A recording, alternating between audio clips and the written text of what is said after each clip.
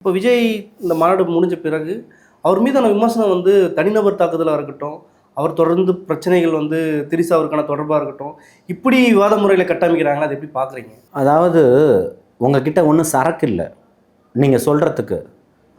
அவரை விமர்சித்து தான் நீங்கள் இன்றைக்கி நகர்ந்து போகக்கூடிய அரசியல் களத்தில் இருக்கிறீங்க. நீங்கள் வந்து பொது உடைமையை பேசக்கூடியவர்களாகவும், ஜனநாயகத்தை பேசக்கூடியவர்களாகவும், கம்யூனிசத்தை பேசக்கூடியவர்களாகவுமே இல்லை. இங்கே சமூக நீதியை பேசக்கூடியவர்களாக இல்லை. அப்போ நீங்கள் இன்றைக்கி பேசக்கூடியது, நீங்கள் செய்யக்கூடிய செயல்கள்லாம் எதை காட்டுது? உங்களுடைய இயலாமையை காட்டுது, உங்களுடைய அச்சத்தின் வெளிப்பாடை காட்டுது.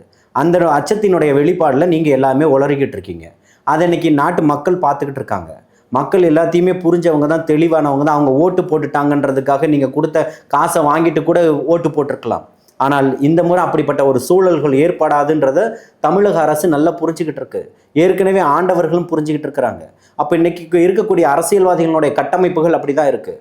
அதனால தான் ஆட்சி செய்யக்கூடியவர்களுடைய இருக்கக்கூடிய கூட்டணியில் இருக்கிறவர்களும் அவர்களுடைய வாய்ஸ் ஆஃபாக அவங்க பேசிக்கிட்டு இருக்கிறாங்க. இதுதான் இங்கே இருக்கக்கூடிய மக்களுக்கு அதிகமான சந்தேகங்களை எழுப்பிக்கிட்டு இருக்கு. அப்போ ஒருவர் மீது எந்த குற்றச்சாட்டும் வைக்கப்படலை, விமர்சனங்கள் தான் பண்ணப்படுது.